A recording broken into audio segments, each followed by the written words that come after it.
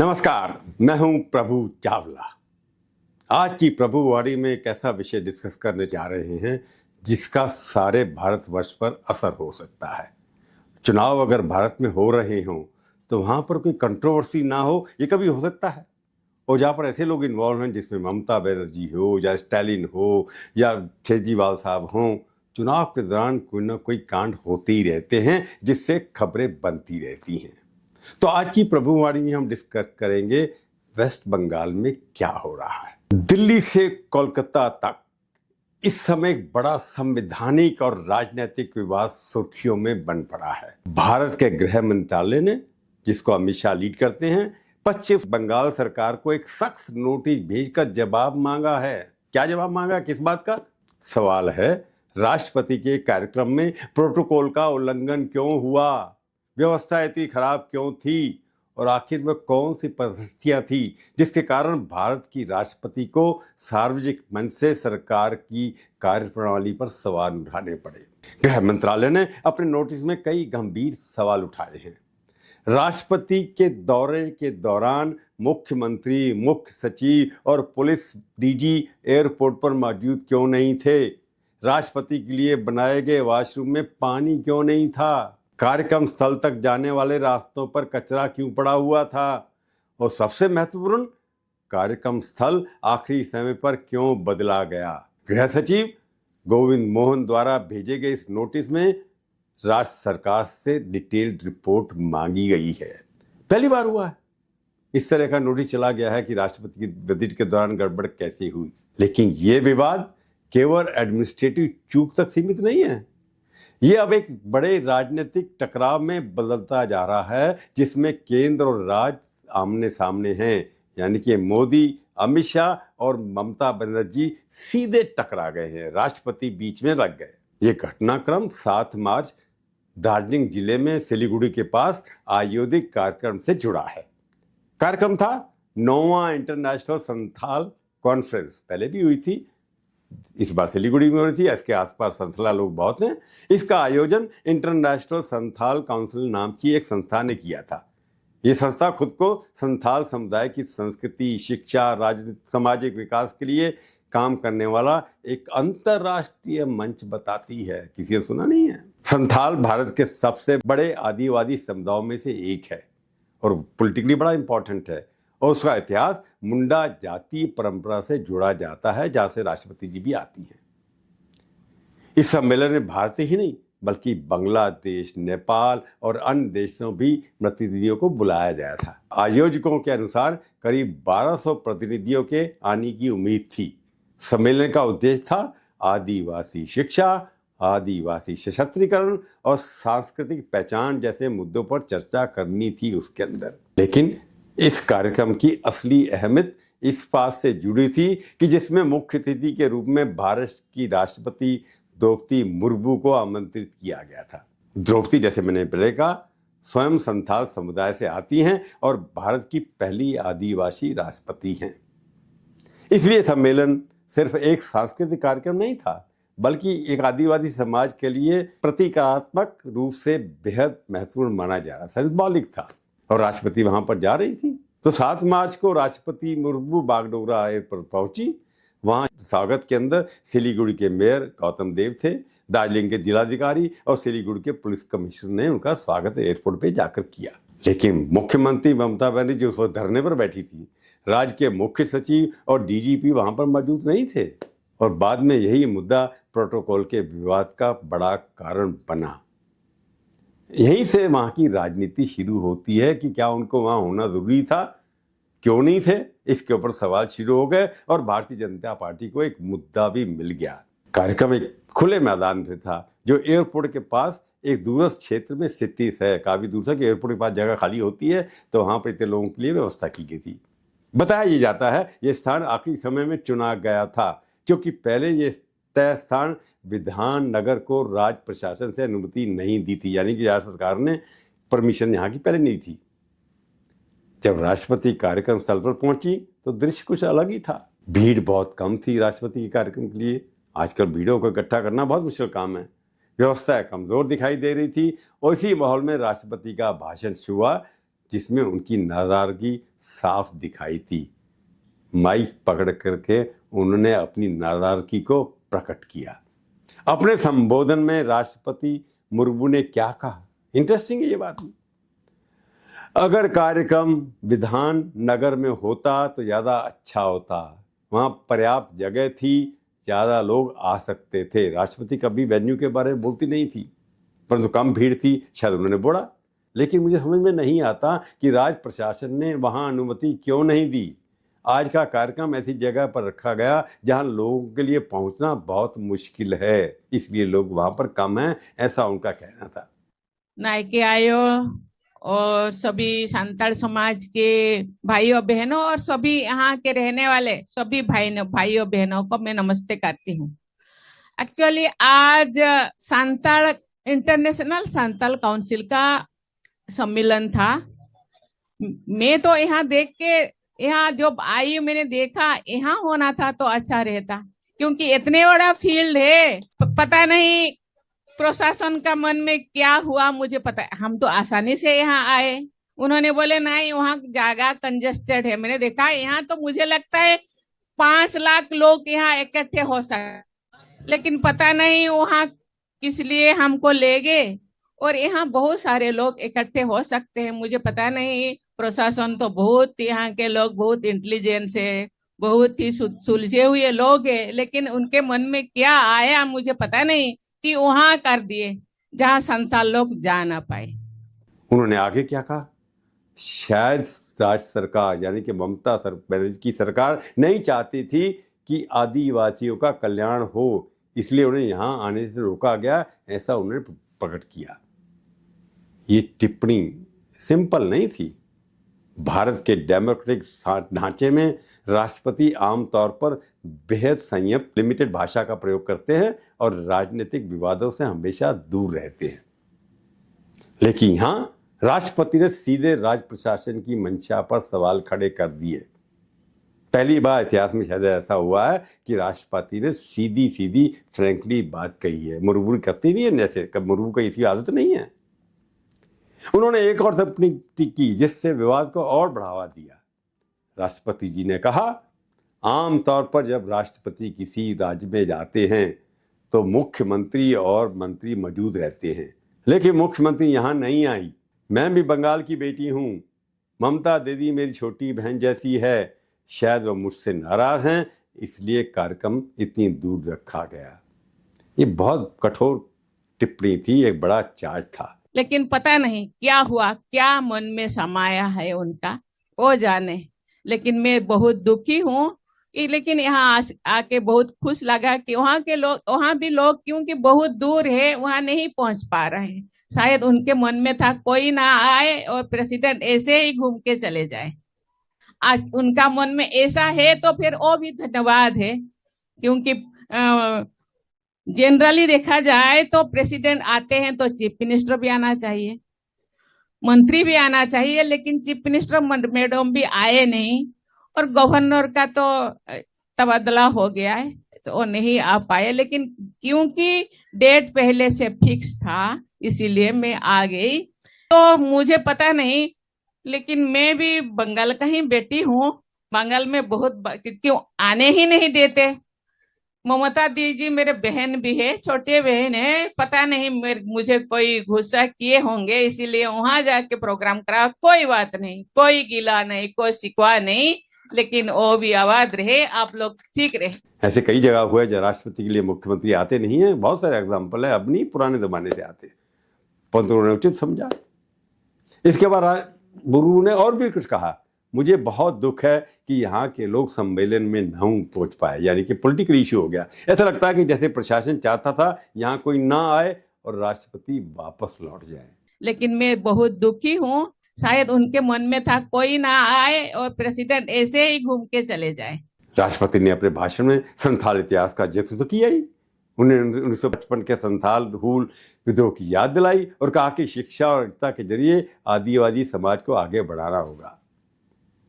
परंतु स्पष्ट था, राष्ट्रपति के इन शब्दों ने तुरंत राजनीतिक हलचल पैदा कर दी। प्रधानमंत्री नरेंद्र मोदी ने इस घटना को शर्मनाक और अभूतपूर्व बताया।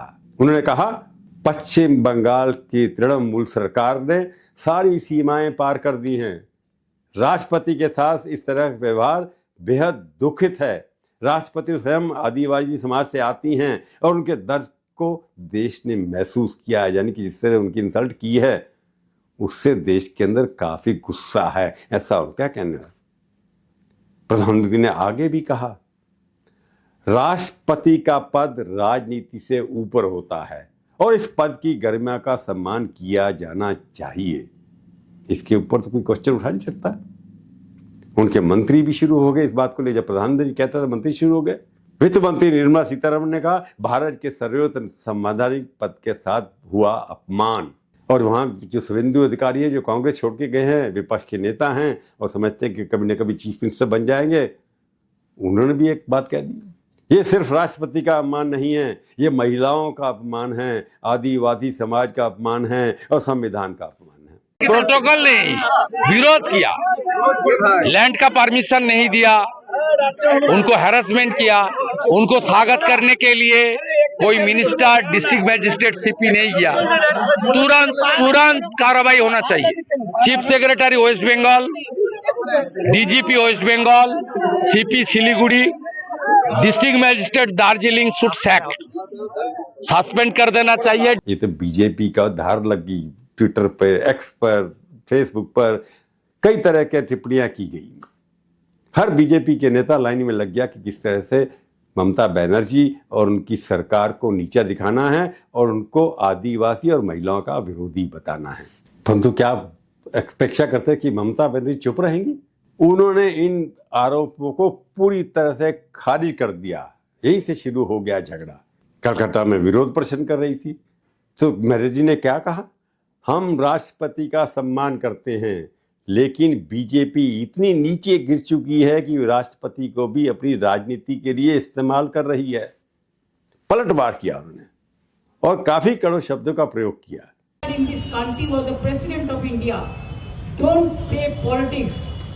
Don't play politics at the time of election as per BJP advice. You can criticize us.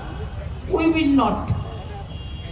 But fact, I have to say, fact remains fact. एखानकार टाइगररा अगर आप आगे देखेंगे उन कई बार जब धरने पे बैठी थी उन्होंने सीधे कहा राष्ट्रपति जी आपको बीजेपी ने ट्रैप किया है, आपको राजनीति बेचने के लिए भेजा गया है। इतना बड़ा आरोप कह देना ये किसी मुख्यमंत्री के लिए अच्छी बात नहीं है। ममता बनर्जी ने अपनी एब्सेंस का बचाव करते हुए कहा मैं लोगों के अधिकारों के लिए आंदोलन कर रही थी, मैं सड़क पर थी, मैं आपके कार्यक्रम में कैसे आती? आपके लिए बीजेपी की राजनीति महत्वपूर्ण है, मेरे लिए बंगाल के लोग महत्वपूर्ण हैं, इसलिए मैं नहीं आ पाती। क्योंकि कई बार देखा गया चीफ मिनिस्टर होते नहीं हैं। उन्होंने मुर्मू के बयान पर भी सवाल खड़ा किया। आपने मणिपुर में आदिवासियों पर जो अत्याचार हुआ उस पर एक शब्द नहीं कहा। राजस्थान, महाराष्ट्र, मध्य प्रदेश और छत्तीसगढ़ में आदिवासियों के खिलाफ घटनाएं हुई, वहां आपने आवाज क्यों नहीं उठाई? नहीं डरते। जब महाराष्ट्र पे ट्राइबल का ऊपर अत्याचार होता है आप क्यों प्रोटेस्ट नहीं करते? जब मध्य प्रदेश में होता है आप क्यों नहीं करते? जब छत्तीसगढ़ में होता है आप क्यों नहीं करते? बंगाल को टारगेट किया, आपको पता है ऑल्च की लैंग्वेज को रिकॉग्निशन कौन दिया? बंगाल ने दिया। इस तरीके से टीएमसी और उनके साथियों ने भी पलटवार करना शुरू कर दिया। कई लोगों ने पुरानी पिक्चर उठाई जिसमें मोदी जी बैठे हुए थे और राष्ट्रपति खड़ी हुई थी। क्या आपने राष्ट्रपति को जब पार्लियामेंट का उद्घाटन हुआ वहां भी नहीं बुलाया? और ममता ने यह भी कहा ये राज्य सरकार की जिम्मेवारी नहीं थी। इंटरनेशनल संस्थान काउंसिल एक निजी संस्था है, उन्हें राष्ट्रपति को आमंत्रित किया, पश्चिम बंगाल सरकार आयोजित नहीं थी, इसलिए किसी प्रोटोकॉल उल्लंघन का सवाल ही नहीं उठता क्योंकि सरकार उसके अंदर इन्वॉल्व नहीं थी। ये उनकी तरफ से किया गया था और केंद्र सरकार के साथ सीधी डायरेक्ट वाली। ममता बनर्जी ने व्यवस्था की जिम्मेवारी आयोगों पर डालते हुए क्या कहा, सुनिए जरा। ग्रीन रूम और बाकी व्यवस्थाएं आयोजकों ने की थी, अगर वहां कोई कमी थी तो उनकी जिम्मेवारी है। राज्य सरकार को दोष मत दीजिए कि वहां पर उनके लिए क्या व्यवस्था की थी, क्योंकि राज्य सरकार के कोई भी अधिकारी उसके मत सम्मिलित नहीं थे। तृणमूल कांग्रेस के प्रवक्ता जो है वो भी तीखे आरोप करने से बात नहीं आते। उन्होंने बढ़ चढ़ के बातें की और जवाब दिया। ईंट का जवाब पत्थर देने की आदत है इनकी। वहां पर उन्होंने कहा बीजेपी इतनी गिर चुकी है कि वो राष्ट्रपति द्रौपदी मुर्मू का इस्तेमाल करके पश्चिम बंगाल को बदनाम करनी है। इसी बीच एक और पॉलिटिकल घटनाक्रम ने इस विवाद को और भड़का दिया। केंद्र सरकार ने अचानक पश्चिम बंगाल के राज्यपाल का बदलाव कर दिया। उसी दिन 7 गवर्नर हुए थे, 9 देशों के प्रभावित हुए थे। उसमें से डॉक्टर सीवी आनंद बोस जो कलकत्ता में थे, उनको वहां से हटा करके उनकी जगह आर रवि की नियुक्ति कर दी। ये फैसला अचानक हुआ और राजनीतिक हलकों में इसे पूरे विवाद को जोड़कर देखे जा लगा कि इसी वक्त जब चुनाव हो रहे हैं तो रवि के लाने का क्या मतलब है। एक तरफ राष्ट्रपति का कांड और दूसरे रवि की अपॉइंटमेंट, दोनों को जोड़कर देखा जाने लगा। RN रवि सब जानते हैं, तमिलनाडु में गवर्नर रह चुके हैं। उन्हें एक सख्त और टकरावपूर्ण संवैधानिक रुख के लिए माना जाता है। टकराव लेते हैं, तमिलनाडु गवर्नमेंट से झगड़े हो रहे हैं और उनके आलोचकों का कहना है ये अक्सर कॉन्स्टिट्यूशनल असर्टिवनेस की मुद्रा में रहते हैं, गवर्नर के ऑफिस को ज़्यादा इंपॉर्टेंस देते हैं। इसलिए जैसे उनकी घोषणा हुई, तृणमूल कांग्रेस नेताओं ने इसे केंद्र सरकार के लिए राजनीतिक संकेत के रूप में देखा। राजनीतिक क्या, मुर्मू की विजिट चुनाव से पहले, वहां पर कंट्रोवर्सी और रवि की अपॉइंटमेंट और होम मिनिस्टर का नोटिस, सबको मिलाकर के देखा जाए तो ऐसा लगता है कोई रणनीति के अनुसार ही ये सब किया जा रहा है। तृणमूल के नेता ने कहा आग में घी डालने का काम किया रवि को अपॉइंट करके। उनको लगता है कि कोई बड़ी तैयारी हो रही है चुनाव से पहले नोटिस दे करके। क्या ये भी हो सकता है कि वहाँ की सरकार के ऊपर डिसमिस करके प्रेसिडेंट रूल लगाया जा सके, कि प्रेसिडेंट द्वारा कोई आरोप लगाना, गवर्नर का बदलना, नोटिस जाना, ये क्रियाकर को समझाता है, कड़ी के बताता है। ये राजनीतिक जो एनालिस्ट हैं उनका कहना है राष्ट्रपति के कार्य को लेकर उठे विवाद और उसके तुरंत बाद राज्यपाल के बदलाव ने केंद्र और राज्य के बीच तनाव को बढ़ा दिया है। इस पूरे विवाद ने एक और सवाल खड़ा किया है, क्या इसके पीछे चुनाव राजनीति भी छिपी हुई है? गवर्नर इसके ऊपर कोई इन्फ्लुएंस कर सकते हैं? अभी अगले महीने वहां पर चुनाव होने वाले हैं। राज्य में आदिवासी आबादी लगभग 5.5% है, जिसके लिए उत्तर बंगाल और जंगल महल क्षेत्रों में उनका काफी प्रभाव पड़ा है। लगभग 20 से 25 विधानसभा सीटों पर आदिवासी मतदाता डिसाइसिव भूमिका निभाते हैं, मतलब हरा सकते हैं अगर वो एक तरफ हो जाए। 2021 के चुनाव में बीजेपी ने क्षेत्रों में अच्छा प्रदर्शन किया था और कई सीटें जीती थी। इसलिए पॉलिटिकल एनालिस्ट का मानना है कि आदिवासी राजनीति बंगाल के चुनाव में एक बड़ा कारक बन सकती है। इसलिए मुर्मू का बयान, उनकी विजिट और बाकी जो घटनाएं हुई हैं वो जोड़कर देखी जा रही हैं। लेकिन सबसे बड़ा सवाल अभी भी यही है, क्या ये सिर्फ प्रशासनिक लापरवाही का मामला है या फिर ये चुनाव से पहले शुरू हुई एक बड़ी राजनीतिक लड़ाई का हिस्सा है? क्योंकि प्रेसिडेंट का बोलना बार बार कभी नहीं हुआ और होम मिनिस्ट्री का नोटिस देना छोटी सी बात के ऊपर और उसका गवर्नर का अपॉइंटमेंट होना, ये सब जुड़ना जो है एक से एक जोड़ा जाए। मैं दोबारा रिपीट इसलिए कर रहा हूँ ताकि अपने दर्शकों को पता लगे कि क्यों हो क्या रही है। आसान बात नहीं है, मैंने पहले भी कहा, सुर्खियां बनी हुई हैं। द्रौपदी मुर्मू अब तक एक बेहद गरिमामय, बड़े डिग्निफाइड राष्ट्रपति माना जाता रहा है। उन्हें शायद ही कभी किसी पॉलिटिकल विवाद में सार्वजनिक टिप्पणी की हो, इसलिए ये टिप्पणी बहुत ही इम्पोर्टेंट बन जाती है।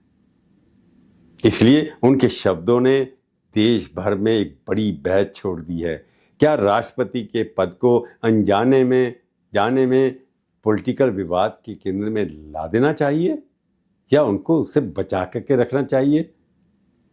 और भी तरीके होते हैं, कई लोगों ने कहा राष्ट्रपति को गुस्सा बताने के लिए तरीके भी होते हैं, चिट्ठी लिखी जा सकती है और कई तरीके होते, पर एकदम इलेक्शन के दौरान इतनी बड़ी बात कहना ठीक नहीं है। ये टीएमसी या ऑपोजिशन का कहना है, परंतु बीजेपी का कहना है कि इस तरह के महिला का विरोध करना, उनके लिए इंतजाम नहीं करना, ये बहुत बड़ी गलती है और चीफ मिनिस्टर को वहां जाना चाहिए था और या किसी और मंत्री को नॉमिनेट करना चाहिए था। परंतु ममता और मोदी और अमित शाह में जैसे पहले से चलती आ रही है 10 साल से, एक लड़ाई जंग शुरू हो चुकी है। इसमें मुर्मू क्या मोहरा बनी है या मुर्मू के स्टेटमेंट से वेस्ट बंगाल में कोई पॉलिटिक्स में परिवर्तन आएगा, ये तो शुरू होगा चुनाव, उसके जब परिणाम होंगे तब पता लगेगा। परंतु अभी तो ट्रेलर है, पिक्चर अभी बाकी है। आज की प्रभुवाणी में केवल इतना ही। फिर मिलेंगे, किसी और विषय पर बात करेंगे। तब तक के लिए धन्यवाद। जाने से पहले एक बार और मेरी रिक्वेस्ट, मेरा वीडियो चैनल देखिए, सब्सक्राइब करिए, शेयर करिए, टिप्पणी लिखिए, अच्छी बुरी खट्टी मीठी, मैं सब पढ़ने की कोशिश करूँगा, जवाब देने की कोशिश करूँगा, परंतु बुरा नहीं मानूंगा। धन्यवाद। जय हिंद।